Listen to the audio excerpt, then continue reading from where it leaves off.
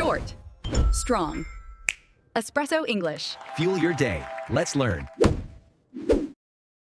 You know that awful moment when a teacher explains the standard method and your brain whispers, "Can I just try it my way instead?" Oh, absolutely. And then you start sweating because you're excited and scared at the same time, which is a very annoying combo. If that sounds familiar, this episode is for you. We're talking about the push and pull between playing it safe and stepping out of your comfort zone. And yes, this is a B1 level episode, perfect for intermediate learners. Beginners, you're welcome too. No pressure, just progress. Quick question. Are you usually team rules or team experiment? Just think of one word. Rules or risk?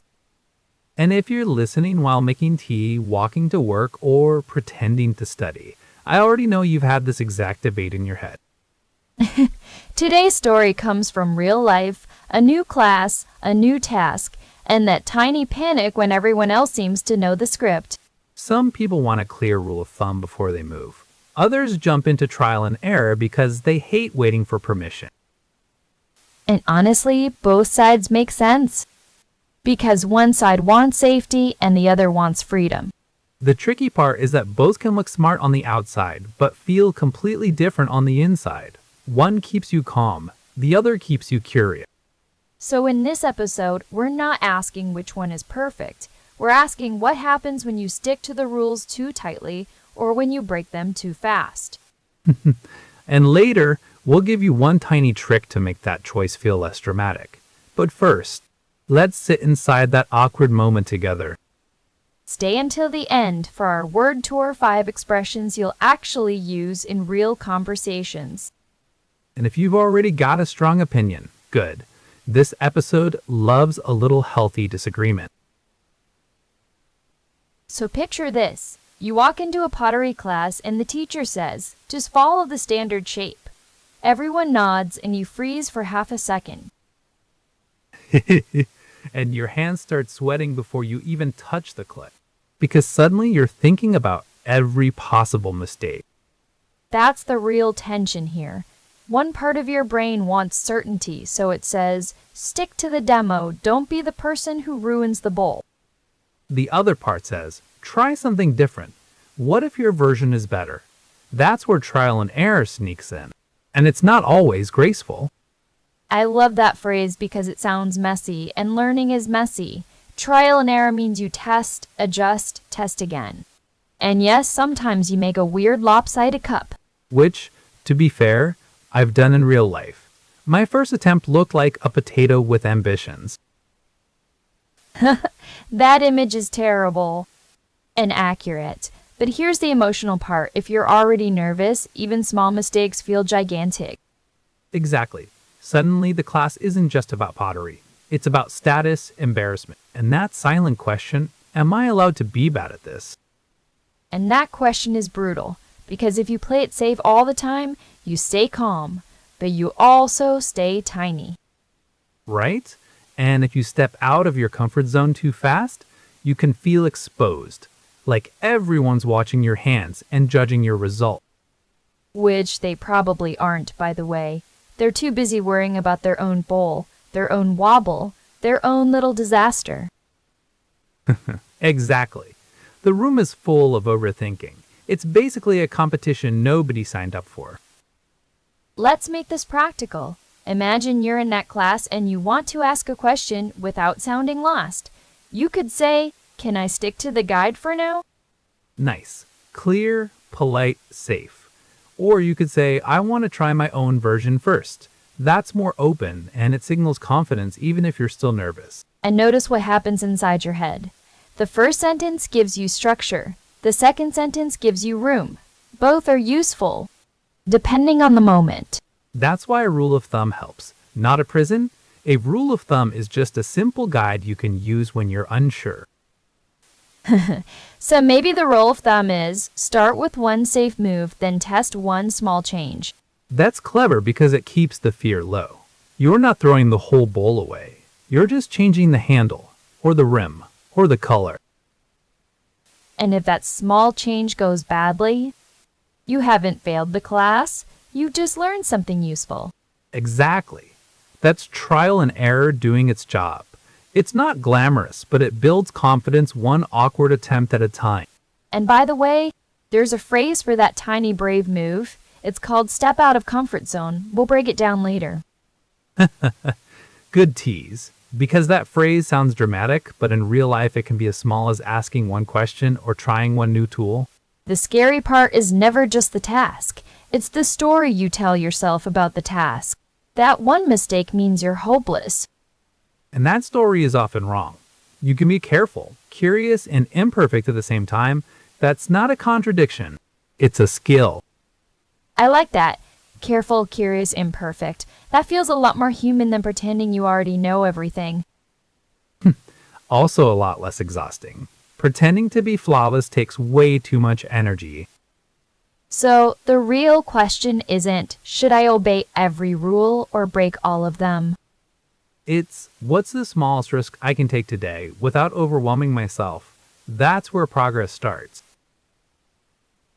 I've got to push back here, James, because just make your own rules sounds bold, but it can also be a fast track to chaos. But I'm not saying ignore rules completely. I'm saying people waste too much time waiting to feel ready, and that's where growth gets stuck. I disagree because readiness isn't just fear. Sometimes it's a rule of thumb that keeps beginners from falling flat on their face. That's fair, but you're missing the point if you treat the rule of thumb like a cage. A rule should guide you, not own you. Hold on, though. If you're learning guitar, for example, and you keep improvising before you can even change chords smoothly, aren't you just creating sloppy habits? Not necessarily. Trial and error can be messy, sure, but it also gives you feedback faster than waiting for the perfect method. I'm not convinced, because messy feedback can become a mess that repeats itself. People call it learning, but sometimes they're just practicing mistakes. That only happens if there's no structure. If you stick to a simple framework, trial and error becomes smart experimentation instead of random guessing. But what if the framework itself is too tight? In a language class, some students need permission to explore, and if they're told to play it safe all the time, they stop sounding human. And if they never play it safe, they can sound bold and still be wrong. Confidence without accuracy is just expensive noise. Expensive noise is a brutal phrase, but it's not wrong. Still, there's a difference between experimenting and stepping out of comfort zone for the sake of looking impressive. Exactly. And that's why intention matters. Step out of comfort zone with a purpose, not just because discomfort feels productive. Okay, but you keep assuming people have enough emotional space to experiment. A lot of learners are already anxious. And if they fail publicly, they don't just lose time, they lose confidence. That's true, and I'm not dismissing that. But staying frozen can cost confidence too, because you start believing you can't move without approval. So maybe the real question is not rules or rebellion, but how much risk can this person handle today? Yes, and that's why I'd say play it safe at the edges, but don't let safety become your whole personality. Wow, that sounded uncomfortably accurate. Safety is a personality trait. That hits too close to home for a lot of people. I've met that person. They have color-coded notes, 3 backup plans, and 0 actual movement. Hey, color-coded notes can be beautiful, but if the notes become the goal, learning turns into decoration. And if your only goal is novelty, learning turns into noise. That's why the balance matters more than either extreme. Let me test your idea with a real scene. A beginner joins a cooking class. The teacher says, follow the recipe exactly. Your instinct says, I can probably adjust the spice. Right, and if that beginner changes 6 things at once, the result tells them nothing. But if they change one thing at a time, trial and error becomes useful data. So you're not actually arguing for rebellion, you're arguing for controlled curiosity. Exactly. And that's why sticking to a few basic rules can actually make creativity safer, not smaller. I can accept that. But I still think some people hide behind controlled curiosity when they really just want permission to stay comfortable. Fair point. And some people hide behind, I'm just exploring, when they're avoiding the discipline that real learning needs. There's the tension then. One side can become fear, the other can become recklessness. And the learner has to notice which one is driving the wheel today. That awareness changes everything. So, if I'm hearing you right, the answer isn't to choose one identity forever. It's to know when to stick to the plan and when to step out of comfort zone on purpose. That's it. And the best learners I know can do both. They can follow the map, then redraw a corner when the road changes. That's a better image than rule breaker or rule follower. It's less dramatic, but much more useful. And useful wins, because real life rarely gives you clean categories. So the dream version is not a perfect rebel or a perfect conformist. It's someone who knows when caution protects them and when caution traps them. Yes, and that's the part people usually learn the hard way. Still, once they see it, they can make better choices faster. And by the way, we've already used a few phrases that deserve a closer look. Oh, definitely. In our word tour, we'll unpack trial and error, stick to, rule of thumb, play it safe, and step out of comfort zone, without making it feel like homework. Alright, so we've covered the tension between following rules and breaking them. And honestly, both sides have merit. It's not about picking one forever. But before we wrap up, let's talk about the actual words we used today. Because if you caught phrases like trial and error or step out of your comfort zone, you're already halfway there.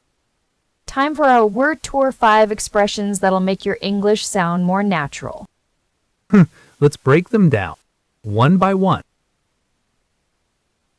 You know, James, when we talked about learning by trial and error earlier, it really got me thinking. Yeah, trial and error is such a classic way to learn, basically trying something, messing up, and trying again until you nail it. Exactly. Like when you try to cook a new recipe without a strict plan, sometimes it works, sometimes it burns, but you learn what's right for you. And that trial and error process feels natural, but it can be messy and slow sometimes, especially if you don't have any guidelines to stick to. That's where stick to comes into play. It means to follow or keep doing something, like sticking to a routine or a plan. Right. You might stick to a certain study schedule because it helps you actually get things done even if it feels boring. But you can't just stick to everything blindly. Sometimes you need a rule of thumb to guide you, a simple principle or general guideline. Like the rule of thumb to always review new vocabulary within 24 hours. It's not set in stone, but it's a good rule to follow to improve retention. I love that it's called a rule of thumb, because it's flexible, not a strict law, just a helpful starting point until you figure out what works best for you. And in learning or in life, sometimes you want to play it safe stick with what you know to avoid mistakes or risks. Playing it safe can feel comfortable, especially when you're afraid of embarrassing yourself or failing. But if you always play it safe, you might miss out on growth or new opportunities. So every now and then, you have to step out of your comfort zone. That's such a powerful phrase, step out of your comfort zone. It means doing things that feel a little scary or unfamiliar, but help you grow. Like speaking English with strangers, even if your heart is pounding because you might mess up, that's stepping out of your comfort zone. And it's exactly this mix knowing when to play it safe and when to step out that helps you learn effectively. So you try trial and error within a safe boundary, maybe sticking to a basic frame or rule of thumb to keep chaos in check. It's like building a little safe space where you can make mistakes without stress. First, stick to some simple guidelines. Then dare to try new things. Like walking a tightrope but with a safety net underneath. You're not totally flying blind. And every time you step out of your comfort zone within that net, you grow your skills and confidence. Trial and error becomes less scary. I think that's the balance a lot of us are looking for. Finding the right moment to play it safe and the right moment to break free. Yeah, because rules aren't enemies, they can be guides. But if you never step out, you're stuck in the same spot. And if you never stick to anything at all, well, chaos wins, and you probably won't learn much. Here's a fun way to remember it. Think of learning like baking a cake. You follow the recipe to stick to the basics, like flour and eggs. That's your rule of thumb. But then you try different toppings or add-ins that's stepping out of your comfort zone, playing it safe with the core recipe but flexible on the extras. And sometimes you mess up the topping. That's trial and error again. Nothing wrong with that. You learn what tastes good or not. So whether you love sticking to plans or prefer figuring things out as you go, it's all part of the same journey. And the key is knowing you don't have to choose just one path. You can blend them. That's what makes learning exciting and actually doable rules plus room for creativity.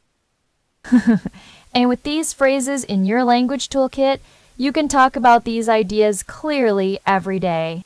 Yeah, telling your friends why sometimes you stick to rules, and sometimes you just have to step out anyway. That's everything today's word tour is about. These expressions aren't just words, they capture how we grow. And using them naturally will help you sound as smart as you feel when you figure things out. So today, we looked at that messy space between rules and risk and why both can matter when you're learning. We also saw that trial and error isn't chaos by default. With a rule of thumb, it can become smart experimenting instead of random guessing. And if you usually play it safe, that's not a flaw. It's just one part of how your brain protects you. But if you never step out of your comfort zone, you stay trapped in the same habits, and that gets expensive over time. So here's one tiny plan. Pick one low-stakes thing this week and test a new approach. Maybe a different study order, a new way to ask a question, or a small change in your work routine. Keep one simple rule of thumb though. Like, I can experiment, but I'll keep the goal clear. That gives you structure without killing creativity. My own habit used to be sticking to the first method I found, even when it was slow. I thought being careful made me smarter, but really, it just made me slower. Same here.